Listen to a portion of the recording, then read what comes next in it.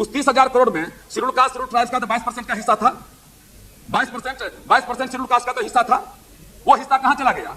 कल तक यदि उसमें नौकरी मिलती थी तो सारे 22% शेड्यूल कास्ट शेड्यूल ट्राइब्स को मिलता था। 27% मंडल कमीशन के द्वारा मंडल कमीशन के लोगों को मिलता था। अब वो प्राइवेट सेक्टर में चला गया है, तो वहां तो रिजर्वेशन नहीं है, तो वहां कौन करेगा?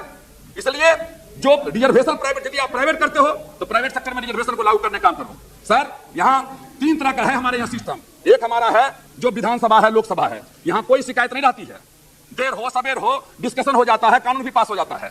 लेकिन अरंगा कहां जाकर के लगता है? अरंगा लगता है एग्जीक्यूटिव में, जहां कार्यान्वयन होता है, और वहां से भी जब पास कर जाता है तब तीसरा अरंगा लगता है न्यायपालिका में। न्यायपालिका में शेड्यूल कास्ट का लोग है ही नहीं, शेड्यूल ट्राइब्स का लोग है ही नहीं, तो कैसे वहां न्याय मिलेगा? इसलिए मैंने कहा कि हर स्तर पर लड़ने की आवश्यकता है। और इसलिए मैं आपसे कहना चाहूंगा कि लेकिन ये चौथा जो चीज है कास्ट, वो कास्ट सिर्फ भारत में है या भारत के अगल बगल देश में है, दूसरे देश में नहीं है। दूसरे देश में अमीर है, गरीब है, गोरा है, काला है, लेकिन जो जात का जो जहर है वो भारत में है और इसका विकृत रूप है। और इसलिए कोई धर्म इससे अछूता नहीं है। हाँ भी क्यों जाति दिमाग में जाति घूम रहा है? मैं तो कह रहा हूं कि सबको लड़ने की जरूरत है।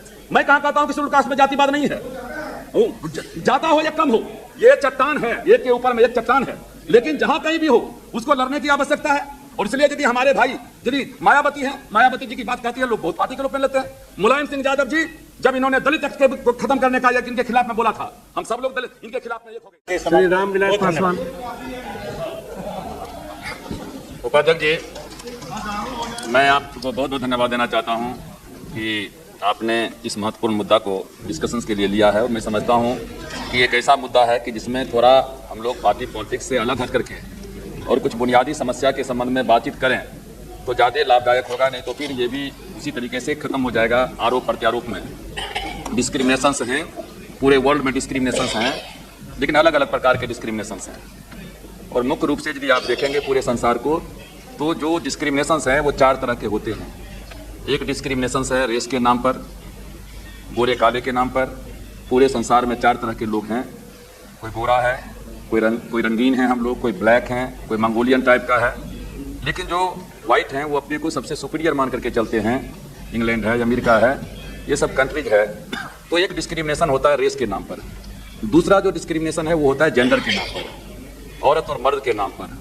और स्वाभाविक रूप से जो मर्द हैं वो अपने को सुपीरियर समझते हैं। और पूरे संसार में इस मामले में थोड़ा भारत जो है, ये एशियन कंट्री ज़्यादा प्रोग्रेसिव है, जहाँ भारत, बांग्लादेश या श्रीलंका, पाकिस्तान, यहाँ महिलाएं सर्वोच्च पद पर गई हैं। लेकिन अमेरिका जैसा देश जहाँ 70 राष्ट्रपति हुए हैं, वाशिंगटन से लेकर के और बुश तक, एक भी महिला वहाँ अभी तक राष्ट्रपति नहीं बन पाई है। इसका मतलब है कि पूरे संसार में जो पुरुष प्रधान मेंटलिटी है वो राज कर रहा है। तीसरा है रिलीजन के नाम पर। जो जहाँ अल्पसंख्यक लोग हैं वो हमेशा सशंकित रहते हैं, और जो बहुसंख्यक हैं वो हमेशा जो है अपने को वर्चस्व मान करके चलते हैं। हम जो जिस हिंदूवाद का नारा भारत में लगाते हैं, और यही हमारे भाई पाठक जी हैं, गुजरात में सबसे ज़्यादा गुजराती लोग विदेश में रहते हैं, लेकिन वहाँ गुजरात में जो हिंदू रहते हैं वहाँ वो किस तरीके से, यदि हम जिस तरीके से कभी कभी बात करते हैं और यदि वहाँ भी उसी तरीके से काला और गोरा का बातचीत होना शुरू हो जाए तो उनकी हालत क्या होने लगती है वो हम अच्छी तरीके से समझ सकते हैं। और इसलिए जो डेवलप कंट्री होता है वो डेवलप कंट्री का एक अलग होता है नियम। हम जब 11 सितंबर की जब घटना घटी थी, और 11 सितंबर की घटना के ऊपर में कितना डरा हुआ था अमेरिका का राष्ट्रपति, 2 घंटा तक हवाई जहाज से ऊपर में घूमते रहा। लेकिन 2 घंटा के बाद जब नीचे आया, क्योंकि उनको डर था कि कहीं व्हाइट हाउस के ऊपर में भी हमला हो सकता है, लेकिन जब 2 घंटा के बाद जब नीचे आया तो टेलीविजन के ऊपर में आया, और टेलीविजन पर बहुत गुस्सा में था। उसने कहा कि जो टेररिज्म से या तो अमेरिका रहेगा या टेररिस्ट रहेगा, या तो बुश रहेगा या ओसामा बिन लादेन रहेगा। लेकिन दूसरे शब्दों में उसने ये भी कह दिया कि हमारी लड़ाई ओसामा बिन लादेन से है, हमारी लड़ाई कोई अल्पसंख्यक से, हिंदू से, मुसलमान से, क्योंकि वहाँ हिंदू मुसलमान में तो कोई फर्क पड़ता नहीं है। जो हमारे मुसलमान भाई हैं दाढ़ी कटा लें या सब हिंदू मुसलमान की हैं, तो कहा हिंदू मुसलमान सिख से हमारा कोई नहीं है। और एक सिख की हत्या हुई, अभी मैं पढ़ रहा था जनरल, 2 महीने के अंदर में उसको फांसी की सजा खींच दी गई। तो इसलिए चूंकि एक लाश को नहीं दिखलाया गया, किसी ने टीवी के ऊपर में लाश को नहीं देखा, चूंकि उसको इस बात का डर था कि कहीं लाश के ऊपर में देख लिया तो फिर यहाँ गोरा और काले के बीच में राइट हो सकता है। इसलिए हमने कहा कि जो जो होता है ये इसके ऊपर में, तो मैंने कहा कि एक जेंडर के, जो औरत मर्द का मामला है, या व्हाइट ब्लैक का मामला है, या रिलीजन का मामला है। लेकिन ये चौथा जो चीज है कास्ट, वो कास्ट सिर्फ भारत में है या भारत के अगल बगल देश में है, दूसरे देश में नहीं है। दूसरे देश में अमीर है, गरीब है, गोरा है, काला है, लेकिन जो जात का जो जहर है वो भारत में है और इसका विकृत रूप है। और इसलिए कोई धर्म इससे अछूता नहीं है।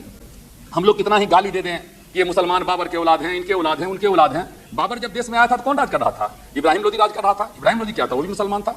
इब्राहिम लोदी के पहले खिलजी वंश था, खिलजी वंश के पहले तुगलक वंश था, तुगलक वंश के पहले गुलाम वंश था, गुलाम वंश के पहले मोहम्मद वली था।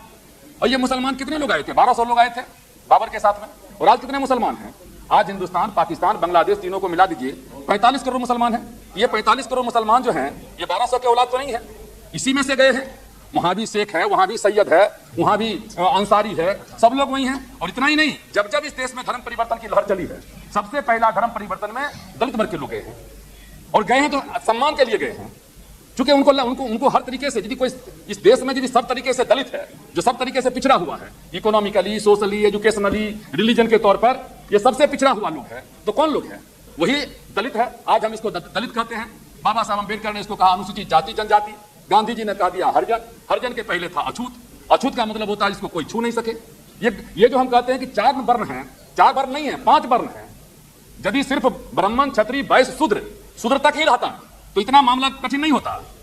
लेकिन शूद्र के बाद भी एक और बना जिसको अंतज कहा गया, जिसको अछूत कहा गया। अछूत जिसको कोई छू नहीं सकता है।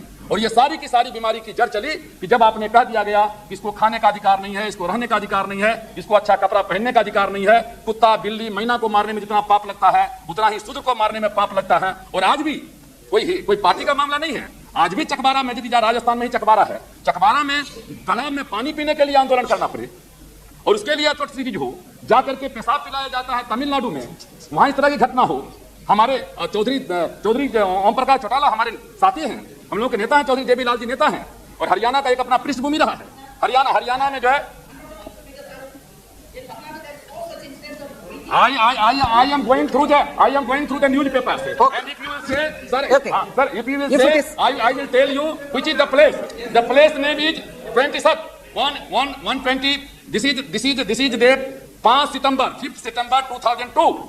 Their place name is Kundampatti village और दिंगल डिस्ट्रिक्ट, वह पेशाब है दिंडीगल, जहां पेशाब पिलाया गया 22 मई 2002 तमिलनाडु के ट्रिची डिस्ट्रिक्ट में चिन्नम गांव में 2 दलित मुरुगेसन और रामास्वामी को एक दूसरे को पैखाना खिलाने पर मजबूर किया गया। Don't say like that. What I am telling, I don't want to go into controversy. Yes, it will be better. Sir मैं इसलिए Don't control. It's very serious matter. सर बैठ जाइए ना रामदास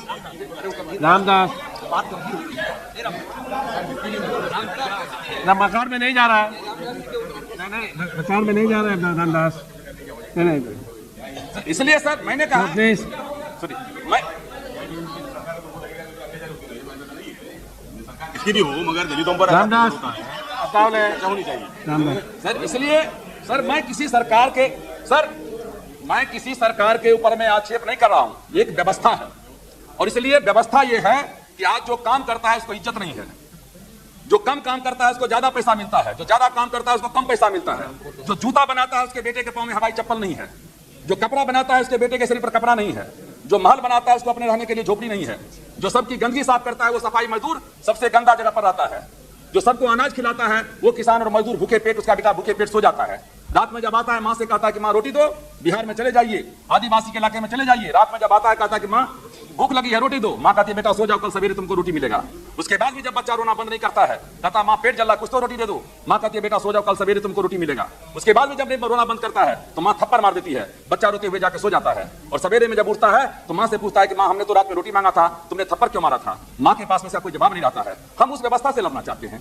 पार्टी पॉलिटिक्स होते रहता है इस देश में, आजादी के 50 साल हो गए, 52 साल हो गए और भी चलेगा 52 साल। आरोप प्रत्यारोप करते रहेंगे कि कांग्रेस की सरकार थी उसने क्या किया, बीजेपी की सरकार थी उसने क्या किया। लेकिन सबसे बड़ी बात है कि जब तक सत्ता परिवर्तन के साथ साथ हम व्यवस्था परिवर्तन की लड़ाई नहीं करेंगे तब तक कुछ होने वाला नहीं है। ओम प्रकाश चौटाला जी हमारे नेता हैं, मैं उनका बहुत आदर करता हूँ, मैं धन्यवाद देता हूँ। 10 लाख रुपया, 10 लाख रुपया, 5 लाख रुपया दिया, जहां हमारे यहाँ 2 लाख रुपया, 1 लाख रुपया भी नहीं मिलता है, देना चाहिए। लेकिन इस बात से कहां कोई इनकार किया जा सकता है कि हरियाणा जैसे राज्य में जहां स्वामी दयानंद सरस्वती ने शुरू किया वो कौन आर्य समाज, और उस आर्य समाज में आप लोग पढ़े हुए लोग हैं, आर्य समाज में उन्होंने कितना कठोर शब्द कहा है कि कहानी कह करके सुनाया कि कैसे पंडित जी के यहाँ गाय बंधा हुआ था और कैसे जाट लोग भूखे क्या कहते हैं कि मर रहा था और कैसे कहता था कि साहब हमारा तो बेटा भूखे मर रहा है और वहां दूध पी रहा है, कह करके उन्होंने समझाने काम किया। सबसे कम मंदिर कहीं है तो आर्य समाज में है। और उस आर्य समाज में इस तरह की संस्कृति हो कि 5 दलितों को जिंदा जला दिया जाता है। और ओम प्रकाश चौटाला जी ने सही कहा कि वो गलतफहमी में, एक मिनट, गलतफहमी में हुई।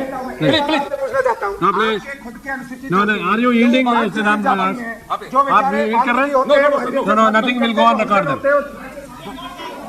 सर पहले तो आप अपना जातिवाद खत्म करिए।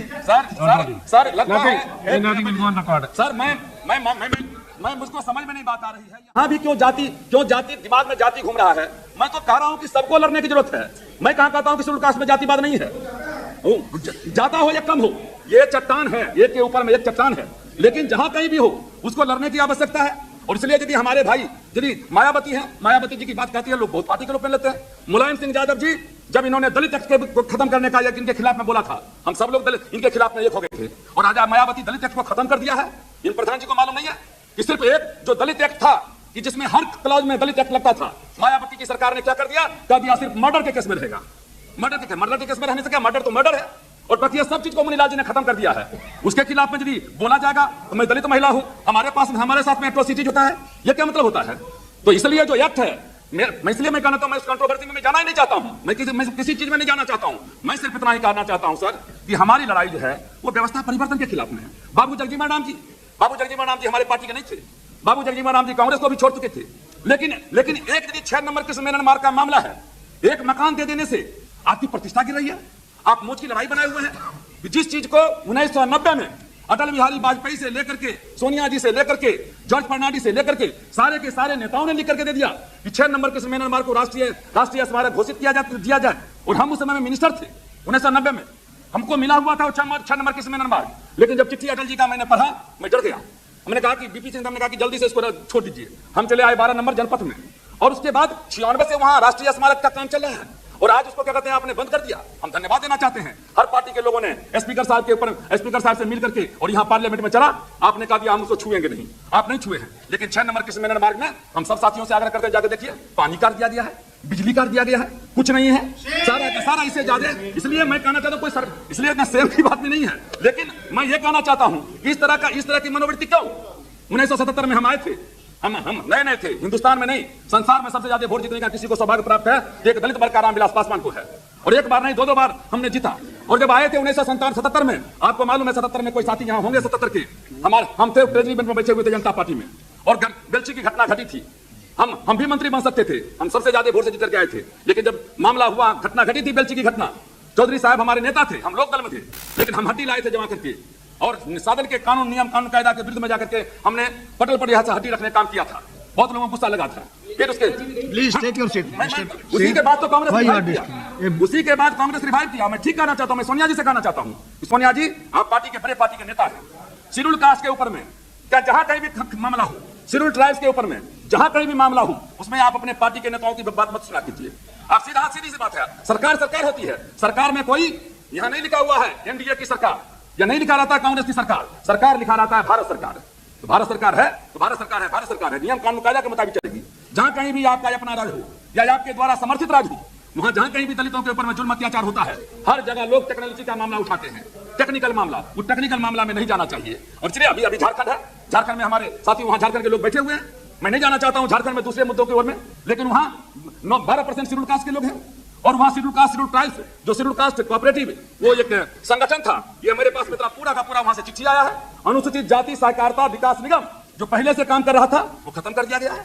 और आपके संजय पासवान वहां गए, इन्होंने जाकर के निंदा किया है, तो निंदा किया है, ठीक किया है। लेकिन यदि हम उसको बात कर यहाँ कहना शुरू कर देंगे तो आप कहेंगे साहब ये तो पार्टी पॉलिटिक्स कर रहे हैं। पूछिए उनसे खड़ा होकर के कि गलत किया है कि सही किया है। तो इस तरह की बातें, इस तरह की वारदातें, चले जाइए SC/ST पार्लियामेंट्री फोरम है, SC/ST पार्लियामेंट्री फोरम गया बंबई, जो एक्साइज कस्टम एक्साइज है, वहां SC/ST फोरम के लोगों ने आकर के शिकायत किया कि साहब हमारे साथ में इनजस्टिस हो रहा है। उसको जाकर के CBI बैठा दिया गया, उसके घर पर छापामारी कर दिया गया, अफसर सस्पेंड है। इस तरह की घटनाएं, इसलिए मैंने कहा कि ये मामला कल मामला केरल का था। मैं सोनिया जी से कहना चाहूंगा कुछ मत कीजिए, ये 1975 का मामला है। ये लोग डरावे वो डरावे, ये 75 से शेड्यूल कास्ट शेड्यूल ट्राइब्स का जमीन मिलना चाहिए और उनको नहीं मिला गया, छीना गया है। जो छीना गया नहीं दिया गया है वो 75 से मामला चल रहा है, आज से मामला नहीं है। हाई कोर्ट ने 2 बार कहा है कि ट्राइबल को उनका अधिकार मिलना चाहिए, अभी तक नहीं दिया गया है। हम आपसे इतना ही कहना चाहते हैं कि कोई ट्राइबल नहीं कहता है कि हमारा जमीन जो छीन लिया है उसको हमको लौटा दो, वो इतना ही कह रहा है उसके बदले में हमको दूसरा जमीन दे दो। जो मुख्यमंत्री ने वहां एग्रीमेंट किया है उसको लागू करवा दीजिए। बहुत कुछ लागू हो गया है, बहुत कुछ बचा हुआ है।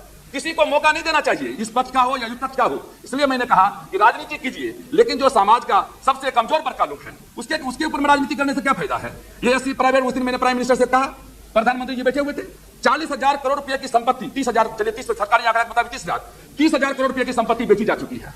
चलिए वो जिस इन्वेस्टमेंट की पॉलिसी है, गलत है या सही है, वो एक अलग मुद्दा है, वो पॉलिटिकल मुद्दा के होना चाहिए कि नहीं। लेकिन यदि 30,000 करोड़ रुपए की संपत्ति बेची जा चुकी है तो उस 30,000 करोड़ में शेड्यूल कास्ट, शेड्यूल ट्राइब्स का तो 22% का हिस्सा था, 22% शेड्यूल कास्ट का तो हिस्सा था।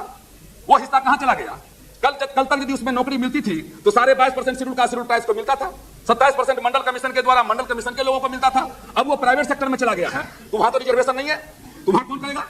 इसलिए जो रिजर्वेशन प्राइवेट, यदि आप प्राइवेट करते हो तो प्राइवेट सेक्टर में रिजर्वेशन को लागू करने का काम करो। सर, यहाँ 3 तरह का है हमारे यहाँ सिस्टम। एक हमारा है जो विधानसभा है, लोकसभा है, यहाँ कोई शिकायत नहीं रहती है, देर हो सबेर हो डिस्कशन हो जाता है, कानून भी पास हो जाता है। लेकिन अरंगा कहां जाकर के लगता है? अरंगा लगता है एग्जीक्यूटिव में, जहां कार्यान्वयन होता है, और वहां से भी जब पास कर जाता है तब तीसरा अरंगा लगता है न्यायपालिका में। न्यायपालिका में शेड्यूल कास्ट का लोग है ही नहीं, शेड्यूल ट्राइब्स का लोग है ही नहीं, तो कैसे वहां न्याय मिलेगा?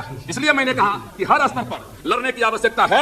और इसलिए मैं आपसे कहना चाहूंगा कि ये जो सारे का सारा चीज है जो हम डिस्कशन कर रहे हैं, इसमें हम लोगों को कंक्रीट सुझाव भी देना चाहिए। और जब हम लोग कहते हैं कि प्रधानमंत्री को बुलाइए, होम मिनिस्टर को बुलाइए, हम जब कहते हैं प्रधानमंत्री होम मिनिस्टर को बुलाइए तो जुएल ओरांव जी के प्रति हमारा कोई अपमान नहीं है, या क्या कहते हैं कि विनोद खन्ना जी हैं या स्वामी जी हैं, इनके प्रति हमारा कोई अनादर नहीं है, या प्रधान जी के प्रति अनादर नहीं है। पार्लियामेंट्री सिस्टम में क्या होता है? पार्लियामेंट्री सिस्टम में होता है कि लोग जो है एमपी नेता को चुनता है, नेता प्रधानमंत्री हो जाता है, वो प्रधानमंत्री कैबिनेट बनाता है। प्रधानमंत्री ईमानदार है तो कैबिनेट ईमानदार है, प्रधानमंत्री बेईमान है तो कैबिनेट बेईमान है। इसलिए और कैबिनेट जो सरकार होती है वो यदि ईमानदार है तो एडमिनिस्ट्रेशन ठीक रहता है, तो प्रधानमंत्री के हाथ में जाकर के सारा चीज निपट जाता है। इसलिए जब भी कोई सीरियस डिस्कशन हो प्रधानमंत्री को रहना चाहिए। जब भी कोई सीरियस डिस्कशन हो, प्रधानमंत्री नहीं रहे तो डिप्टी प्राइम मिनिस्टर काहे के लिए बनाया जाता है?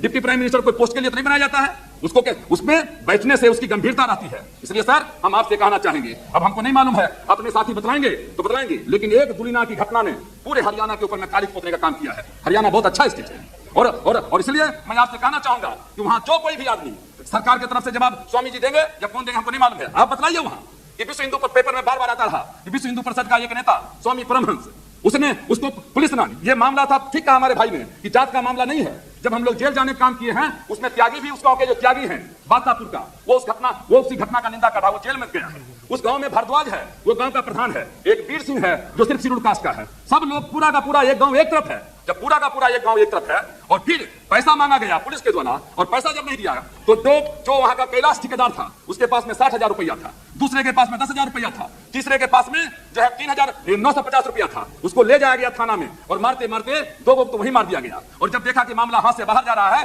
तो टेलीफोन कर दिया स्वामी परमहंस जी को कि साहब आप इसका कोई रंग दो, और उसने जाकर के रंग दे दिया कि साहब ये गाय का खाल खींच रहे थे दिन दहाड़े और इसलिए इनको जलाया गया है। मैं आपसे पूछना चाहता हूं कि 15 एक मिनट, मैं सरकार के please take your seat, I am not allowing you, please why you are, आप अपना स्थान ग्रहण करिए। आसन के बिना अनुमति से आप खड़े हो जाते हैं। माननीय सदस्य, आप पुराने सदस्य, please take your seat. Sir, मैं इतना ही कहना चाहता हूं, आप please address to the chair mister Ramvilas Paswan. Home chief minister ने कहा कि गलतफहमी में लोग मारे गए। गलतफहमी का मतलब क्या होता है? यदि मुसलमान था तो ठीक था। गलतफहमी का मतलब क्या हुआ कि गलतफहमी में लोग मारे गए, मतलब वो दलित था तो गलत हो गया। मिस्टर रामविलास पासवान जी, उस पर कोई इंक्वायरी रामविलास में जाने की आवश्यकता नहीं है, लेकिन इतना बात तय है कि कोई भी आदमी दशहरा के दिन 4 बजे शाम में और थाना के बगल में जाकर के जिंदा गाय को इस देश में कभी मार नहीं सकता है। और गाय कहते हैं गाय हमारी माता है, गाय आपकी माँ है, गाय हमारी माँ है। जब गाय का दूध सब कोई पियेंगे और जब गाय मर जाएगी तो दलित के कंधे पर जाकर फेंकने का काम करेंगे और नारा लगाएंगे गाय हमारी माता है। इसलिए sir please Ramdas ji, Ramdas please take your seat, I am not allowing you, please I stand correct. No please, मैं ठीक कह रहा हूं, मैं रामदास कथोले जी से मैं सहमत हूं। गाय किसी की मां नहीं है, गाय का दर्जा पशु में अच्छा हो सकता है, मैं आपका सहमत हूं। इसलिए लेकिन यदि आप मानते भी हैं कि गाय हमारी मां है तो फिर उस मां को हमारे कंधे पर मत फेंकने का काम किया करो। इसलिए मैं आपसे आग्रह करना, सफाई मजदूर के संबंध में कहा, मैं सर 2 लाइन कहकर के मैं खत्म करूंगा। सफाई मजदूर कमीशन यहां बना हुआ है, सफाई मजदूर कमीशन की रिपोर्ट पर बहस होनी चाहिए। Schedule caste schedule tribes commission का रिपोर्ट बना हुआ है, उसके ऊपर में बहस होनी चाहिए अलग से। माइनॉरिटी कमीशन बना हुआ है, उसके ऊपर में अलग से बहस होनी चाहिए। महिला कमीशन बना हुआ है, उस महिला कमीशन के ऊपर में बहस होना चाहिए। आज बहस नहीं हो रहा है किसी चीज के ऊपर में, साल में तो कम से कम एक बार बहस हो जाना चाहिए। और ये सफाई कर्मचारी हैं, ये सफाई कर्मचारी चले जाइए सीवर के नीचे जो गंदा नाला बहता है उसमें जाकर के वो काम करता है। कोई नॉर्मल आदमी पैखाना उठा सकता है? हमने कानून बना दिया कि सर पर पैखाना उठाने का सिस्टम खत्म हो गया है, लेकिन आज खत्म हो पाया है? आज भी मैं उस दिन पटना में था, 20,000 लोग वहां सर पर पैखाना उठाने काम कर रहे हैं। हर राज्य में चल रहा है इस तरह का सिस्टम। तो यदि कोई पैखाना उठाएगा तो नॉर्मल आदमी पैखाना उठाएगा? कि पैखाना उठाएगा तो ऐसा शराब पिएगा, इतना तेज शराब कि कम से कम उसका दुर्गंध नहीं आवे, और उसके कारण उसके परिवार के ऊपर पड़ता है। संसार के हर कोने में सब रात में झाड़ू बुहारू किया जाता है और सवेरे में अपने बाल बच्चा को देखता है, लेकिन हमारे यहाँ जो प्राइम टाइम मॉर्निंग का समय होता है उसमें बीवी, उसका पति पत्नी झाड़ू लगाने का काम करता है और बच्चा बगल में रोड के किनारे में बगल में बैठा हुआ देखते रहता है। वो परिवार कभी आगे बढ़ सकता है? पार्ट टाइम काम 2 घंटा 3 घंटा काम करता है कि पार्ट टाइमर है क्या? तो 2 घंटा 3 घंटा काम करता है, उसके बाद जो है तुम भर दिन बैठे रहो, तुम काम लो। हम लोग कितने घंटे काम करते हैं? 3 घंटे, लेकिन वो परमानेंट कभी नहीं हो परमानेंट नहीं पाता है। हम चाह करके भी जो शेड्यूल ट्राइब्स का जो सफाई मजदूर है उसके जगह पर दूसरे लोग बहाल होते हैं। हम नहीं रोक सकते हैं, हम भी मंत्री थे, रेलवे मंत्री थे, चूंकि काम के नाम पर किसी जात को आप बहाल नहीं कर सकते हैं। लेकिन हकीकत यह है कि जो सफाई कर्मचारी नहीं है, चाहे वो दलित वर्ग का लोग हो या ऊंची जाति का लोग हो, उस काम के नाम पर बहाल तो हो जाता है, लेकिन जाकर के वो काम सफाई का नहीं करता है, पैखाना उठाने का काम नहीं करता है। तो ये सारी की सारी समस्याएं हैं। इस समस्या के ऊपर में गंभीरता पूर्वक विचार करना चाहिए। लेकिन मैं 2 बात कहना चाहूंगा कि जो रिजर्वेशन एक संवैधानिक अधिकार था, आज प्राइवेटाइजेशन के कारण उसको खत्म हो रहा है, उसको प्राइवेट सेक्टर में जोड़ना चाहिए, जिसमें हर पार्टी के लोगों ने प्रधानमंत्री से मांग किया है पार्लियामेंट्री फोरम के माध्यम से। दूसरा, कानून बनाना चाहिए। अभी कोई भी पदाधिकारी हो यदि उसको फॉलो नहीं करता है, उसके खिलाफ में दंड का विधान नहीं है, इसलिए पार्लियामेंट से कानून पास करा करके और उसके बाद जो है उसको लागू करना चाहिए, जिससे कोई अधिकारी यदि योग्य उम्मीदवार के रहने के बावजूद भी बहाली नहीं करता, जिसके खिलाफ में दंडित किया जा सके। और अंत में सर मैं कहना चाहता हूं कि हम पूरे बहस को ये जहां सब चीज से ऊपर उठ करके, सत्ता से ऊपर के व्यवस्था परिवर्तन कैसे हो, जब तक व्यवस्था परिवर्तन नहीं होगा तब तक इस देश में चाहे दलित वर्ग का लोग हो, चाहे समाज का कोई भी वर्ग का लोग हो, उसका कल्याण नहीं हो सकता है। और उस दृष्टिकोण से हमको इस बहस को आगे बढ़ाने का काम करना चाहिए। इन्हीं शब्दों के साथ आपने जो समय दिया है इसके लिए बहुत बहुत धन्यवाद है। श्री के एच मुनियप्पा।